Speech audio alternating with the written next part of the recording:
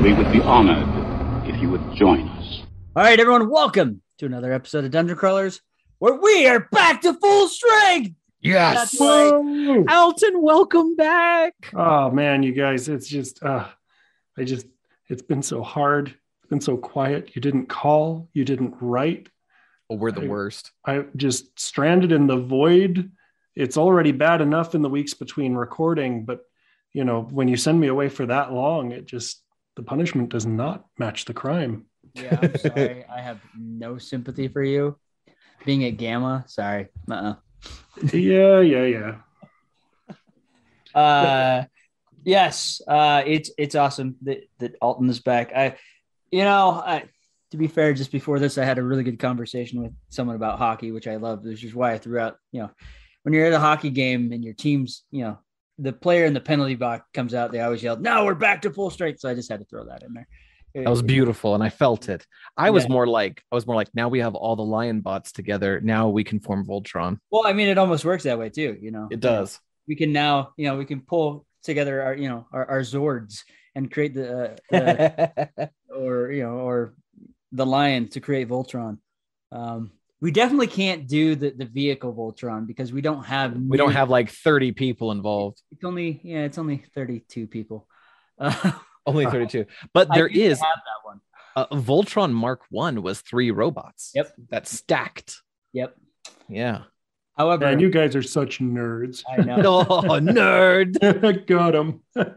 Burn. Sick burn, bro. Wow. Oh, thanks. But anyways, we've got a great topic. We're going to be talking about some great stuff. We also hinted that we're going to be doing a new format. So we're going to start that tonight. And that format is basically, we're going to talk about some geek news stuff, and then we'll transition to our main topic. And then we're going to wrap it up with some gaming advice, which, in the past we called it Gamer Forge. We'll probably keep that name for now, whether we change it or not, that's up in the air. But yeah, it's something that's always kind of been the bread and butter of this show is, talking about gaming things and the geek news component. So with that, I think it is time to introduce the Dungeon Crawlers Bulletin.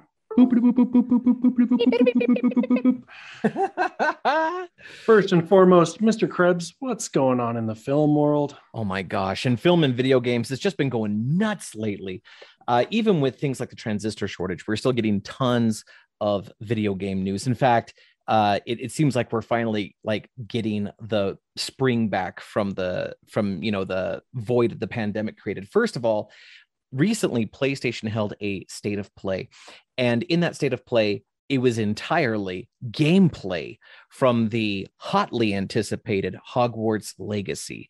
This is the Harry Potter open world RPG that is intended as a single player narrative, single player full story experience. I think there might be multiplayer aspects in it, but they did not expose those during this state of play. What they did show, though, was character customization and casting spells and flying on brooms and exploring the world of Hogwarts, not just the castle or the campus, but everything outside of that. In fact, they went through the books and they found locations that were not in the movies, and they expanded upon those as well. The game is utterly gigantic. And if you're like me and you love large open world games, but you have zero taste for GTA stuff, this is the game you've been waiting for.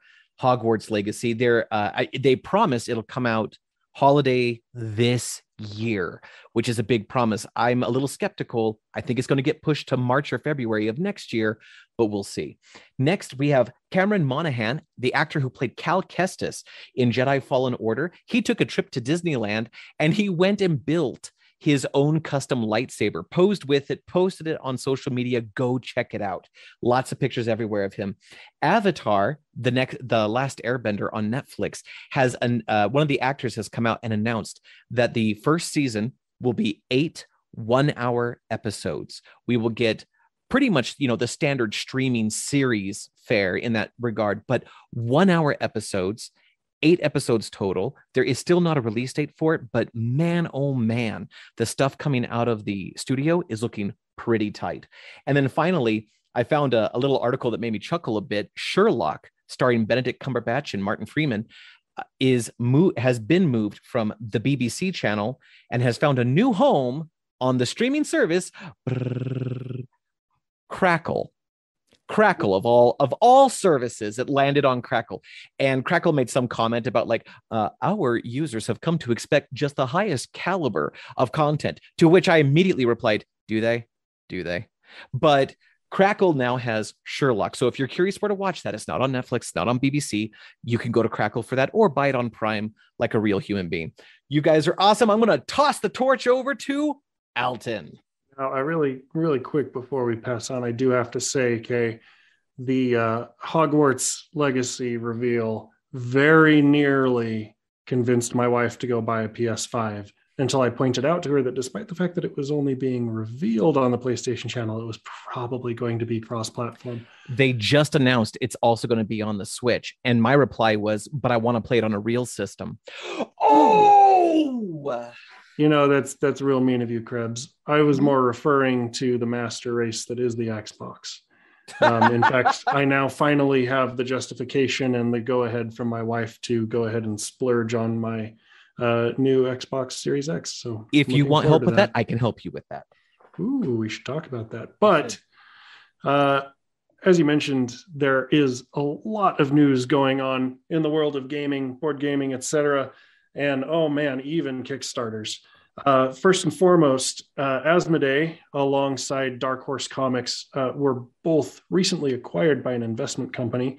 We don't expect that that's really going to impact much about the way that they do business, at least for the immediate future, though it does shed some light on the wisdom that was Asmodee spending the last 6 years feverishly buying up every single possible publisher that they could. The people who were in charge of those acquisitions have probably made out like bandits.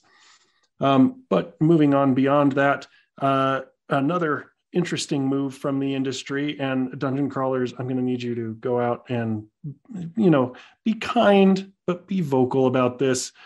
Avalon Hill, which is one of the brands owned under the Wizards of the Coast umbrella by Hasbro, has decided that they are no longer going to sell through distribution. They will only engage in direct sales to customers, meaning that your friendly local game store will no longer be able to stock some of your favorites like Betrayal at House on the Hill, which is about to receive a new 3rd edition, Robo Rally, which is supposedly had a new edition or at least upgraded components in the works for quite some time.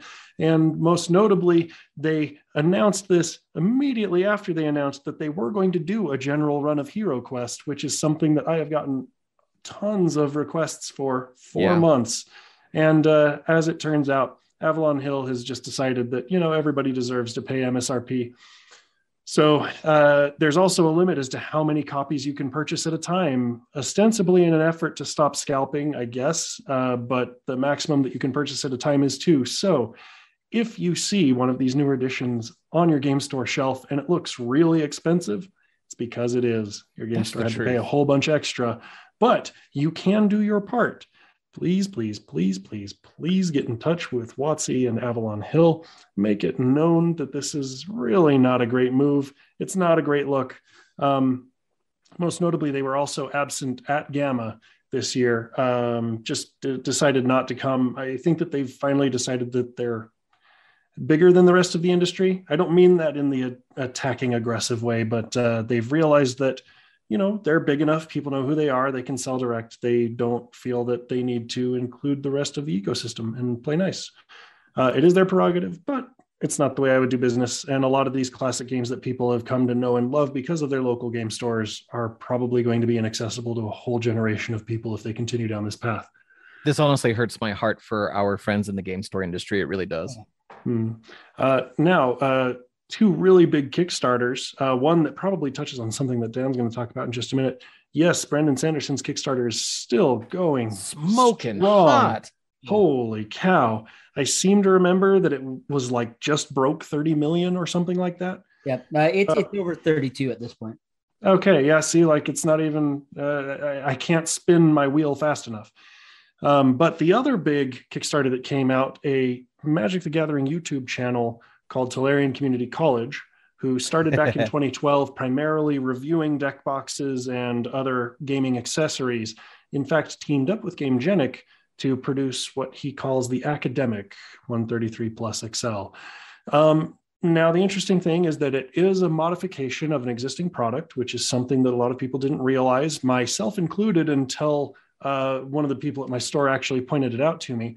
But nevertheless, I actually think that I prefer the form factor that he's chosen. And so does the general public. It's already $1.5 million strong, which is phenomenal for what is a relatively small YouTube channel. But people just can't get enough. Unfortunately, because of the negotiations with GameGenic, they also did not include a retailer level. But if you really appreciate the professor and what he does and want to support part of the community, highly recommend that you go check that out. I've picked up a couple. I'm looking forward to them arriving. And beyond that, lots of cool new things coming out at Gamut. We'll probably talk about that in a future episode. But I hear you should keep your ears to the ground for new dice and new products coming out from Die Hard Dice, who I may or may not work for. Cool things coming. So, and the good news about them is that they do work with local game stores. So go pester your local game store and say, hey, we need Die Hard Dice in our life.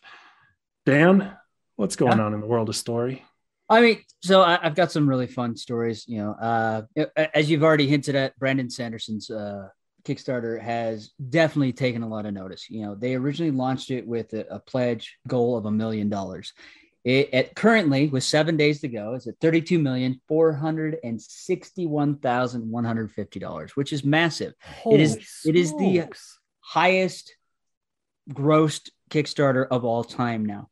And I know a lot of people are out there like, well, Brandon's found the secret. And really, Brandon hasn't found a secret. The secret here is Brandon Sanderson delivers a well-written product. Yes. And because of that, without knowing what the story is or what is the content of these books, people are willing to throw money at it. And it's because they know if they get a Brandon Sanderson book, that it will be good. And because I know everyone's talking about this, like, wow, Brandon's found this new secret to indie publishing. No, he hasn't. It's just Brandon delivers a good product. So people are willing to spend the money with only Secret Project as the title. And I know, right? Else. They don't know anything beyond that. And he's got fanatics too. And I mean that in the kindest sense. It really is true fans who are just fanatical about what he does. Yeah. Well, and that's the other thing. He's got all the fans of his series. He's got all the fans of Robert Jordan's Wheel of Time series because he finished that up. And again, he writes a good story. That's what really it is. I mean, any other company out there that has delivered a great product says, hey, we're going to do this product, kickstart us. They're going to get the money. That money's going to come in. And I know Brandon's being extremely humble about this. This is, more than gone beyond his wildest dreams, which, again, shows that humility. But I'm happy for him and his team, and, Dragon still is going to do amazing stuff with this. Jumping to my other stories. This one's kind of a funny one. The assistant principal was fired for reading a children's book. So basically there was a guest that was scheduled to show up to read to second graders over Zoom. They didn't show. And so Toby Price, the assistant principal at a Mississippi elementary school, improvised. He jumped in, read the book. Now the book is titled, I Need a New Butt. Okay. Strong start. Yeah. He picked up one of these children's books. It was written by Don McMillan and illustrated by Ross Kinneard.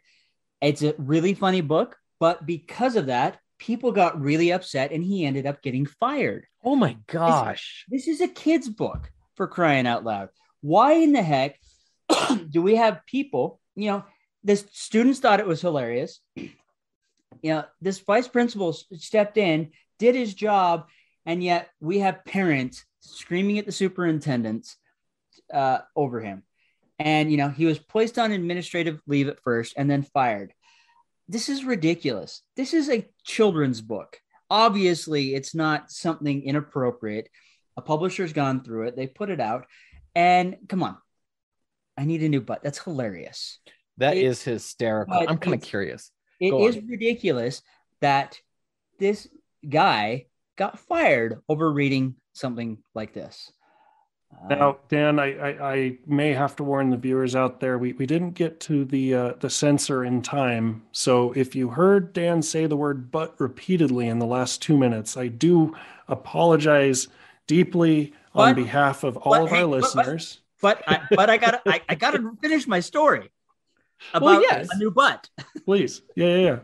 So I may have to say "but" a few times. No, just kidding. My final story. And this was announced. So after opening its first bookstore with much fanfare in November 3rd of 2015, this week, Amazon has confirmed, based on a report from Reuters, that it will be closing all of its physical bookstores. Whoa. As well as its 4-star and pop-up stores. So Amazon is closing shop with their physical locations. So, not a big surprise. I mean, Amazon is pretty much a powerhouse online, and I'm pretty sure they found that it's just too costly to have these bookstores open. And it's easier for them to push traffic through their online avenues, and they don't have that overhead. I don't know.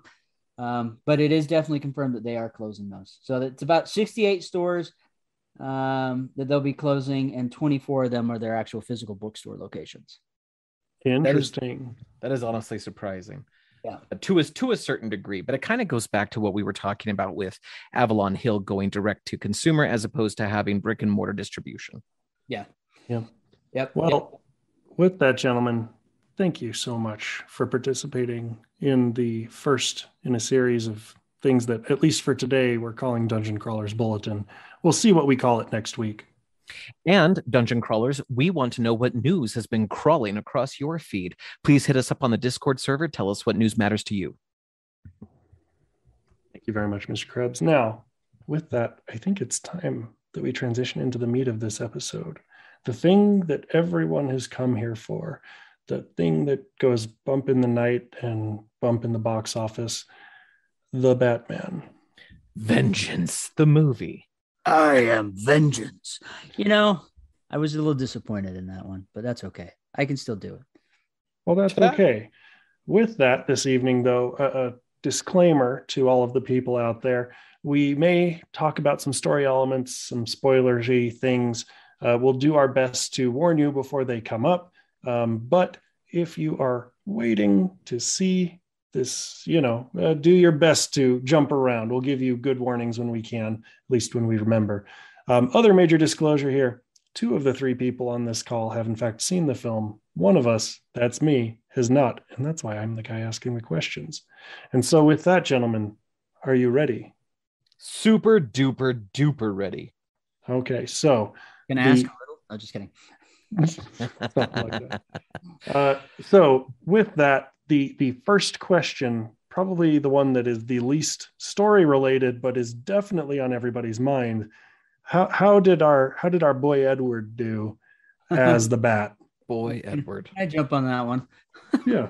I'm going to jump on that first because I had the most reservation with this movie because Robert Pattinson was cast as Batman, because every time I've seen him, I just see Edward from Twilight. I'll admit that. And I know he's trying to break away from that. So I was very hesitant, and I was kind of like, I don't want to see this movie.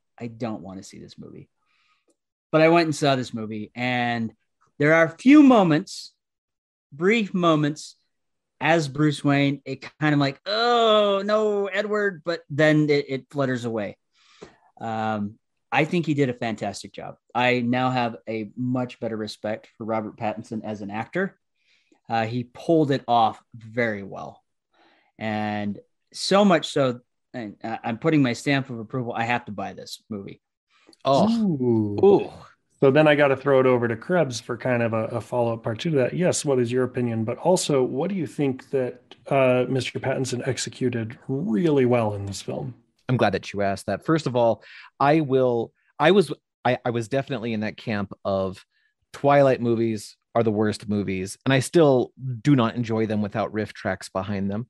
Shout out to riff tracks. This episode not endorsed by riff tracks. But I also have come to realize that both Kristen Stewart and Robert Pattinson are consummately talented excellent actors. They were just excellent actors doing their job in a poorly written, poorly directed series of movies.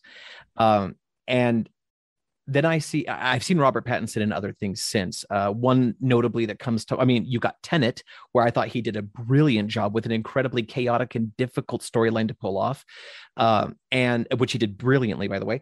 And then he was also in The King with Timothée Chalamet, and he was in there just briefly, and he was exceptional while affecting a French accent. He was just brilliant. So when I saw him in this movie, I was optimistic. I was optimistic that it would go well. I thought he did a fantastic job in the following respects. First, he did an excellent job of being Batman the detective as opposed to Batman the vigilante who beats people up. He gets to have some of that too, but it's very raw. Do you guys remember seeing Casino Royale where Daniel Craig came out and it was his first Bond movie? Yeah, and he's breaking through. He was very raw, unrefined. He still had those Bond qualities, but he was obviously in the junior years of his persona, right?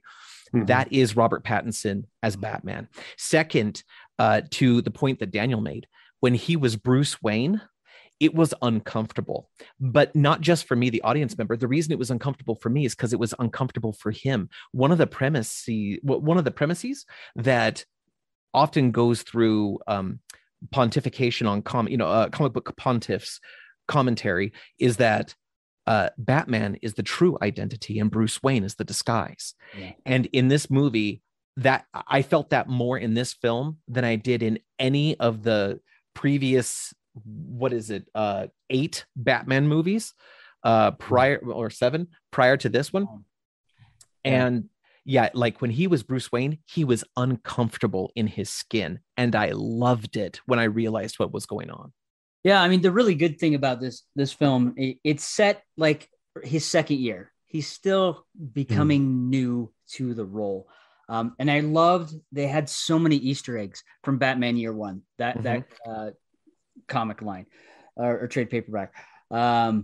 It was, I was just watching him like, oh my gosh, that's a reference to Year One. That's a reference. And there's like so many Easter eggs. You can look them up and you can go back and watch it. And it's like, it's amazing how Matt Reeves inserted that in. But the best thing that I really like is that he wanted an imperfect Batman. And that's what we got. He still made mistakes. He wasn't the Batman we know. He's still learning. And you're right. He was very uncomfortable as Bruce Wayne. In the Christopher Nolan ones, there's a comment where she's like, no, Bruce Wayne is your mask. This is your real self. They didn't put that in this one, but that's what they showed. Well, yeah, they showed. They didn't tell. Yeah. Not only that, the final speech that he gives at the very end, oh my gosh, it was so poignant to anyone going through difficult times. I'm just like, wow, that is a really good thing for anyone that's going through depression or anyone that's struggling with anxiety, anyone that's just having a really bad time. It's so poignant no matter where you're at in your life. That works. And I like that. Even before you mention that, which now I have to go watch it because I have an extreme interest in mental health and helping people who are in those kinds of situations, often finding myself in them. One of the things that has often bothered me about portrayals of Batman is exactly the thing that you seem to say is being well executed in this film. Okay. If my parents were insanely rich and I saw them murdered in the alley, and then I'm somehow just supposed to take over and manage their wealth and grow this company and do all these things, you bet your bottom I would be uncomfortable as hell. Would you need a new butt? Yeah, very likely I would need a new butt. But it definitely, how uncomfortable would that be to finally come of age, right? And everybody is just looking at you to just take up the mantle.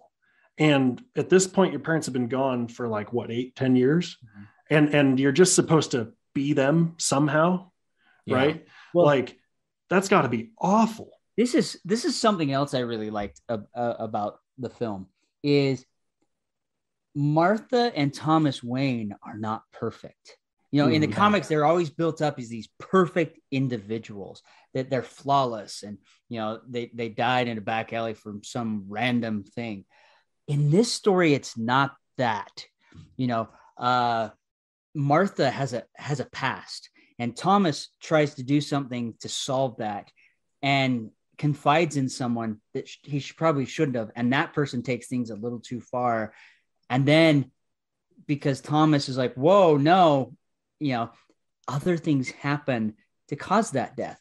And Bruce finds this out, and you see this unwinding of his character. You know, I didn't think I was going to like Andy Serkis as Alfred. Dang it, you're jumping ahead. Oh, sorry. Okay. But I loved it. I loved it. And not only that, I loved how imperfect he was. That is the thing that I loved the most about this film, is they weren't perfect. I mean, most often we see superheroes and they're perfect. They're in everything they do. It's perfect for the story, the setting, but this wasn't. Everything had, was imperfect. Batman was imperfect. Alfred was. Batman's parents, or Bruce's parents, were. But everything connected in a well-written and executed story. So now that you've jumped ahead immediately to the second question on my list, thanks for that, ruining all of my suspense. But, that was one of the other names in here that I was very curious to see.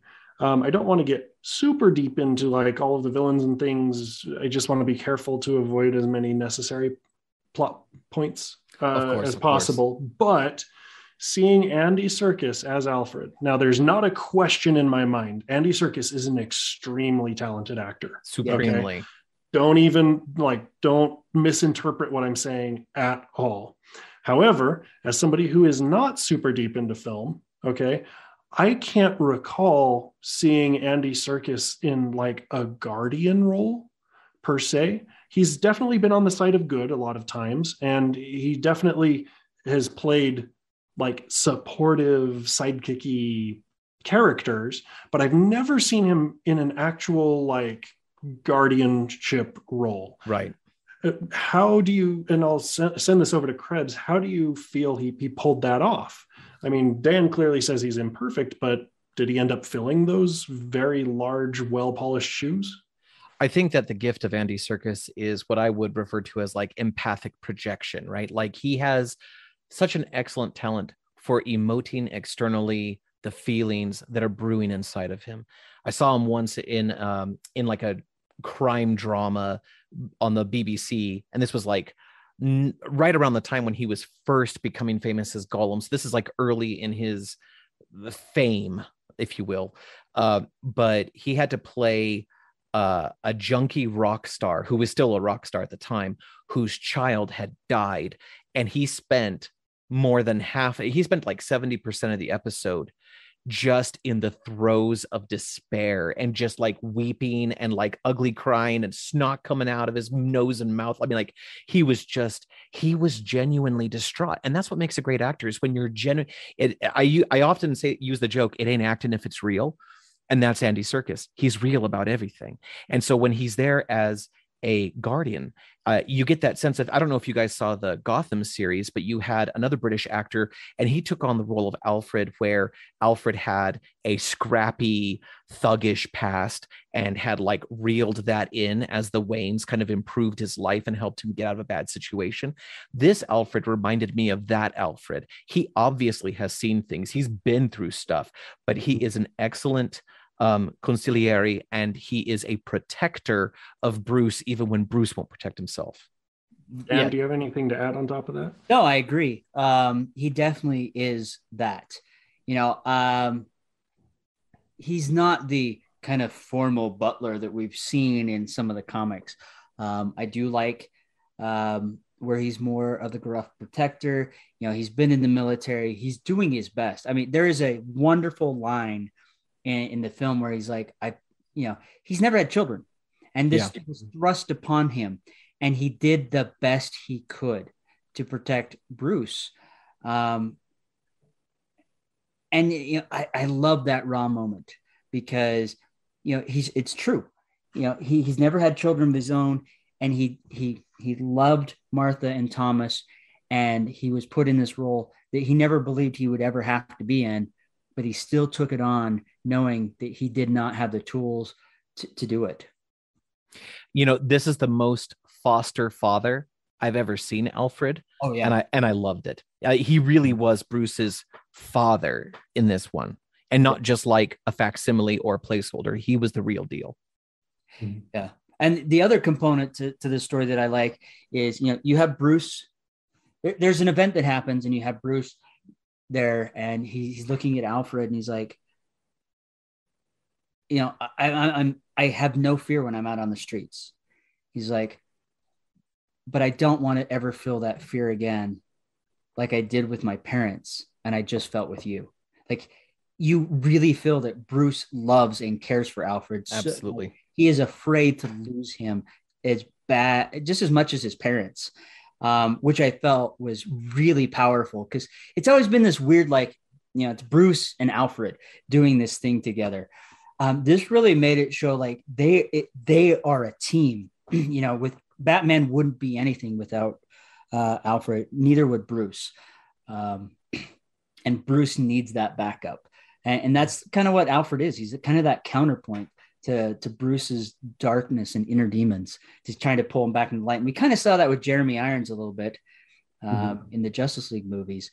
But I think we see it more clearer here. Yeah. Very cool. Now, one of the other characters that often goes a little bit unappreciated, but actually plays in many situations a very important narrative role, especially in these bigger films where sometimes we need a B plot or we need a side view or things like that, is Commissioner Gordon, who in this one is Jeffrey Wright. Is that correct? Yes. Yep. Yeah. So, and maybe he may or may not play a really particularly large role in this film. I don't know. I haven't seen it yet. But what did you feel of his particular take on Commissioner Gordon? He plays a very large role in the film. I really enjoyed his version of Commissioner Gordon. To be clear, I think he's primarily Lieutenant Gordon during the film. Oh, excuse me. Yet. He isn't commissioner yet. But you can see, I think he is by the end. But you can see that spirit, that quality in him, which is the reason he's Commissioner Gordon and later. The film opens up with him walking in with the Batman on a crime scene.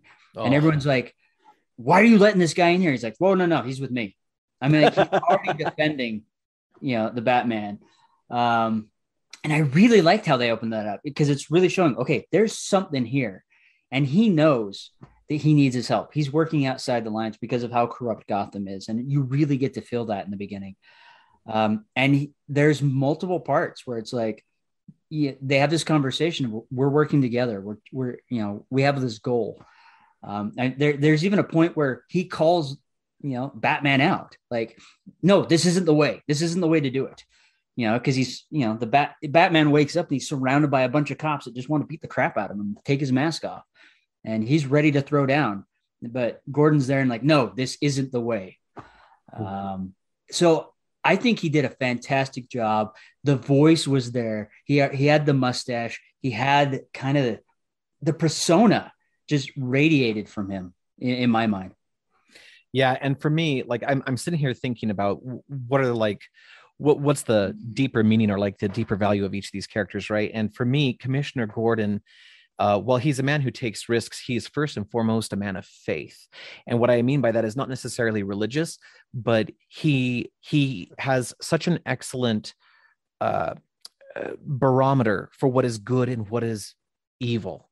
Yeah. And he knows if he just puts enough faith in the Batman will do the things that the police can't or won't.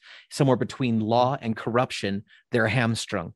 But Commissioner Gordon, or Lieutenant Gordon, maintains the faith. And it's often faith the Batman needs to fuel him on his way. Without Gordon, I don't know that Batman would be able to do all that he's able to do, right? I think there would be a deficit. And so for me, Gordon is a man of faith. He represents faith. And while Batman represents self-sacrifice, even to a fault, but that's what he represents to me. Yeah. I mean, and thank you guys for answering well on that, because as fans of the show may know, right? I am not always the biggest fan of Batman or really most of the DC multiverse. It's just not always been my thing. However, there have been a few different instances where I have particularly loved Batman. And in all of those instances, I realized as I was thinking about this show, it's been because he's been countered by a really good Commissioner Gordon. Mm-hmm. Yeah. In my mind, like kind of the narrative impetus that Commissioner Gordon plays is two parts. The first is the gate, right? He is the permission He's to cross the line. Yeah. He is the guy who flips on the bat signal that says, hey, we really need help that's beyond us. But he's also the one who, instills legitimacy in some of what Batman's doing. But the second is that very important note that you called out, which is he is the faith that says Batman's not going to go too far. And even if he did, he can come back. Yeah. Yeah. Additionally, I mean, everyone knows the trailer moment where Batman says he is vengeance, right? And I think that's pretty accurate. A lot of what he does is fueled by revenge, either vicariously or directly. But Gordon is justice. Gordon knows Batman can do what needs to be done or what can't be done by the police, but he always guides it back to justice every time.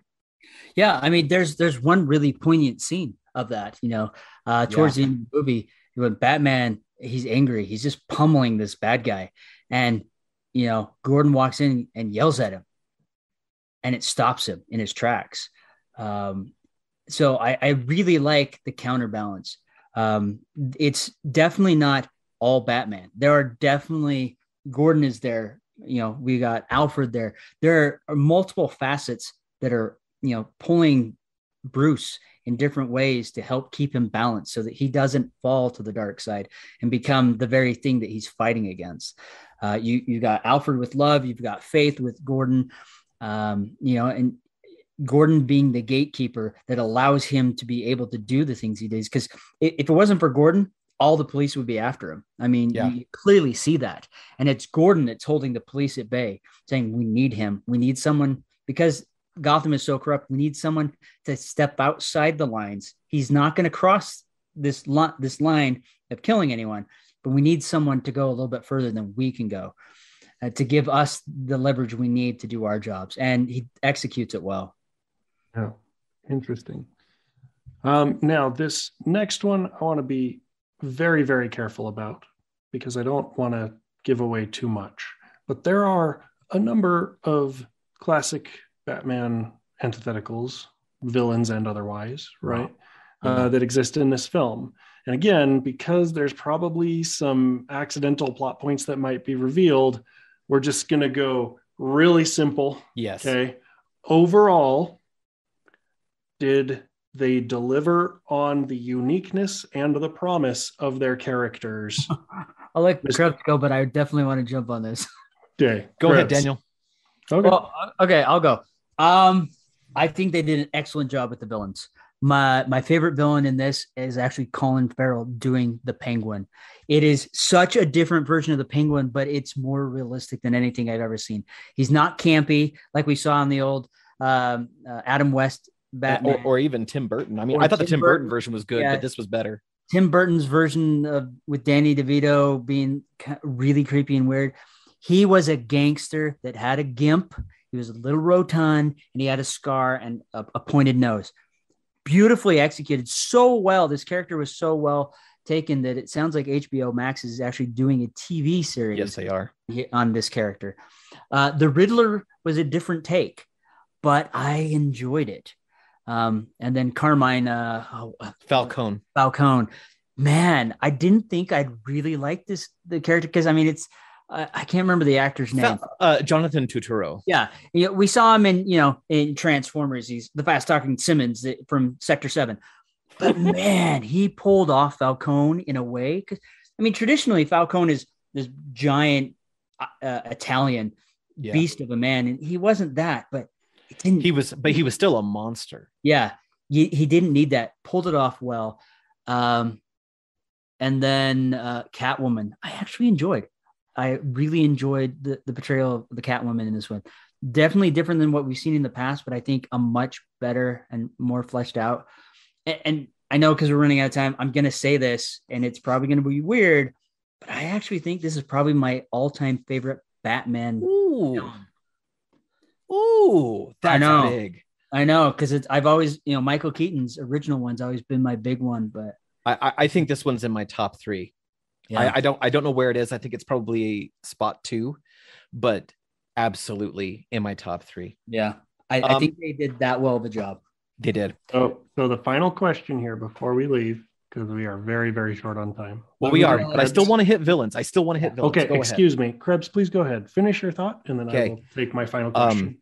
I absolutely agree about Falcone. I think he breathed new life into that role, into that character, and he made the character something that was less disposable for me. And I think in the past, I only cared about Falcone as it brought us to other characters. Yeah. And then we threw Falcone away. The Penguin, yes, I also agree with that. You don't even recognize Colin Farrell in this role. Oh, no. And they found a most clever, subtle way to get him to do the penguin walk for just a short moment in one scene. Yeah. I laughed out loud in the theater when I saw it because it was such a slip it in to see if you notice.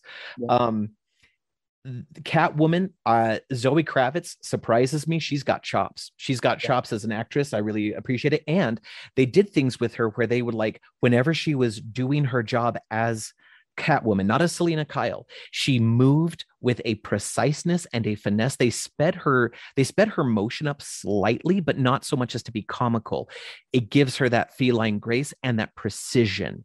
And that was excellent. And then finally, and I'm saving this one for last on purpose, Paul Dano's Riddler is the best Riddler, hands down, of any Riddler I've ever seen. If Jim Carrey is to the Riddler what Jack Nicholson was to the Joker, Paul Dano is to the Riddler what Heath Ledger was to the Joker. Yeah. And I unabashedly say that.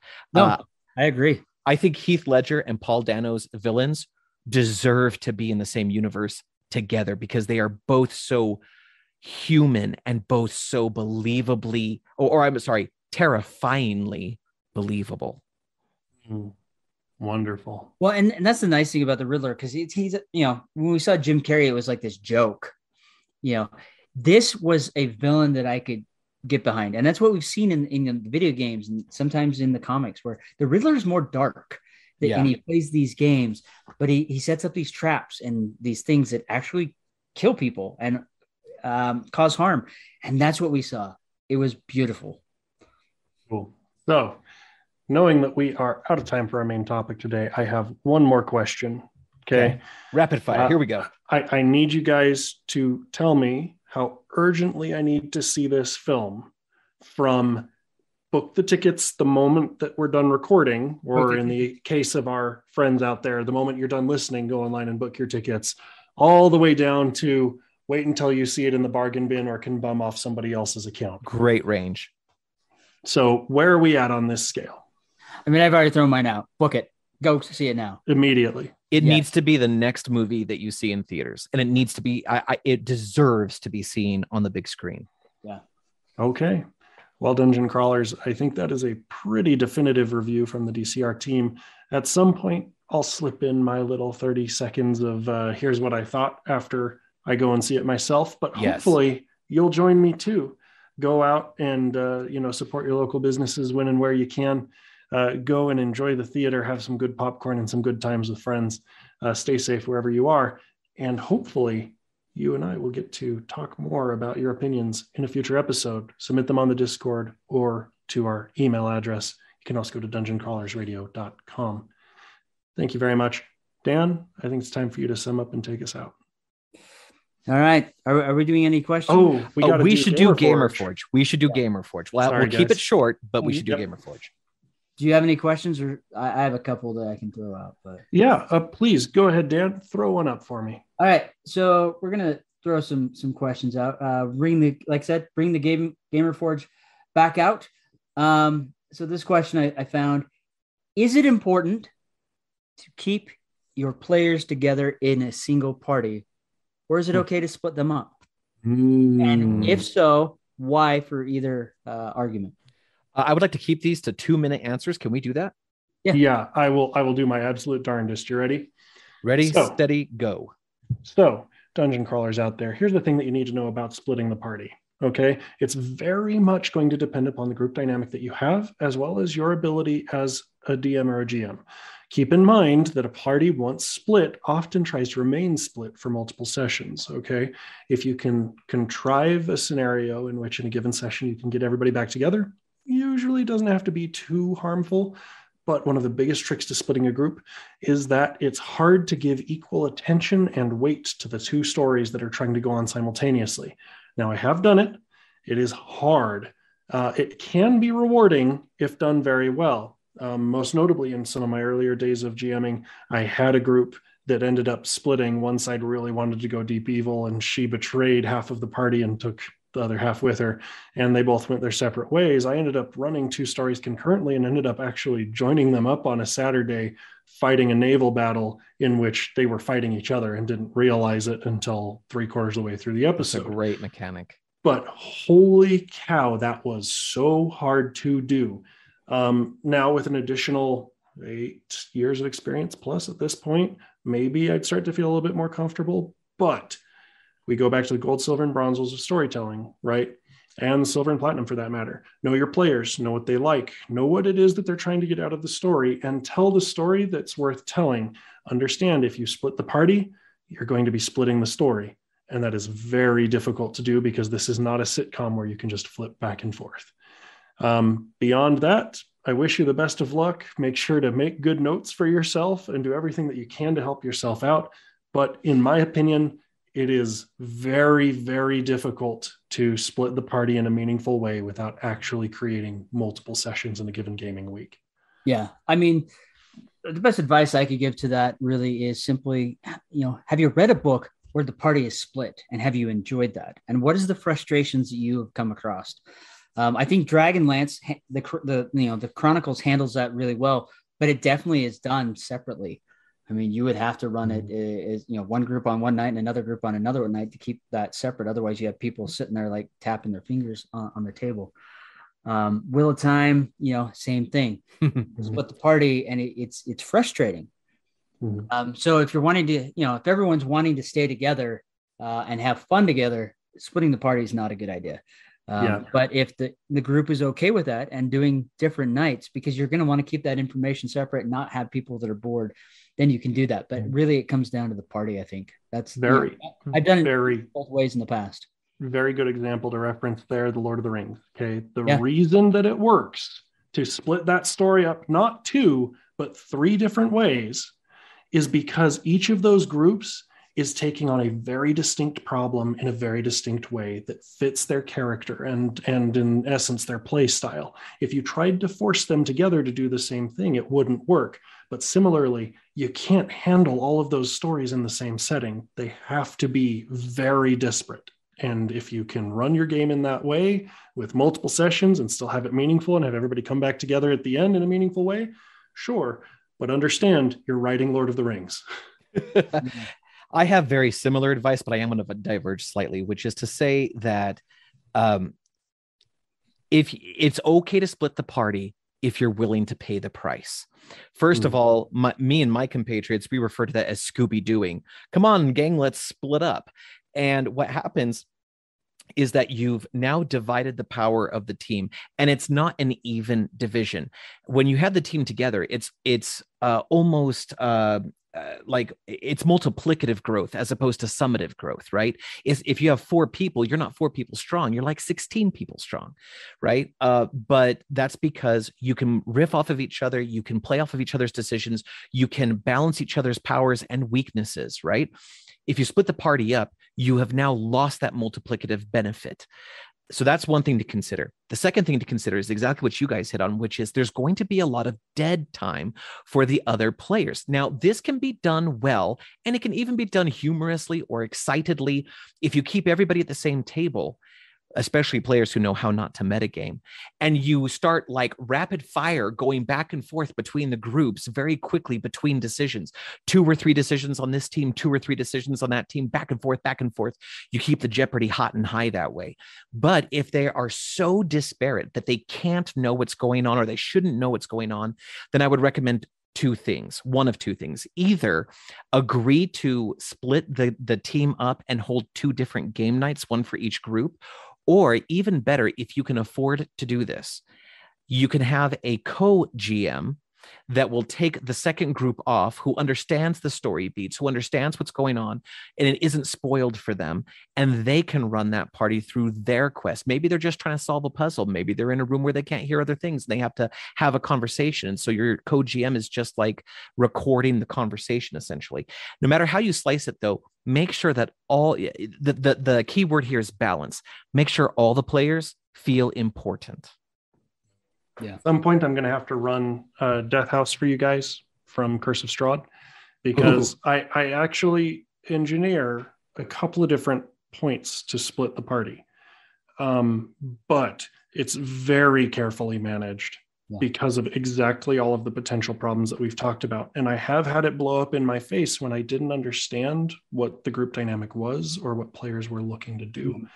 So yes, excellent advice. All right. Yeah. Well, we'll just leave it at this one. We'll have more questions in the future. But I just want to throw something out. You know, as a game master or a DM, if you're ever feeling like, wow, I may have thrown too strong of a monster out at my guys, just remember that the dungeon master on the Dungeons and Dragons cartoon threw a bunch of level 1 characters against Tiamat. Just remember. So it's true. always going to be better. It's always going to be better than that. And sometimes it's okay to give them that licking in the beginning. Then they have that fear. So they're not going to kind of do some random things. But again, it's up to it all depends on the group you're playing with. You know, kind of talk to them, see how they're feeling, what they're trying to get out of it, and then move forward. I think we mentioned that, all 3 of us, throughout what we were saying. So with that said, folks, go see the Batman. It is worth your time. I'm excited for the next DC film, which is the Flash film that's going to be coming out. And amazingly enough, I was surprised that there's another Aquaman movie that'll be out later this year. Both of those films are coming out this year, so that's going to be exciting to see. If DC can keep this caliber of film in all their films, I think they can contend with Marvel. This is the turning point, if it's going to be. I mean, I think they did really good with Wonder Woman. Aquaman was okay. It wasn't amazing, but this Batman was on par with the Wonder Woman. So I'm hopeful. I really am, but I know Warner Brothers can screw it up. They've done it before. So I'm hopeful to see what happens. Let us know if you have any questions. If you guys have your own gaming questions, whether it's a board game, a card game, mechanics, questions about D&D or Pathfinder or even Palladium, I'll throw that out there because we'll get all excited. Yes, please. Or any other type of game question you have, send it our way. Email us at info@dungeoncrawlersradio.com or jump on our social media pages or our website. Send those questions to us because we want to answer your questions instead of random questions that we're finding out on the web. And throw down your challenges to us too. Oh, yeah. You need us to spice up Candyland for you and your 6-year-old. You know, maybe we're not your guys, but we'll do our best. Hey, you can spice up Candyland. I've got stories about that. I know, but I'm trying to leave that out there as a tantalizing tidbit, Dan. Come on. You know, you can play it with brownies. Just saying. Brownies and Starburst. So anyway, adding fairies to things. Yeah. Even evil gummy bears. Ooh, yeah. No, we got ways. Anyways, so with that said, folks, we want to hear from you. We'll have more news. Hope you like the new format. Let us know what your thoughts are. And with that said, we'll catch you next time. Dungeon Crawlers, thank you for being here this evening. And go tell your story, whatever may come.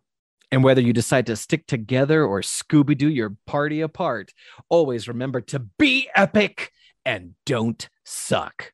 Remember, the Force will be with you, always.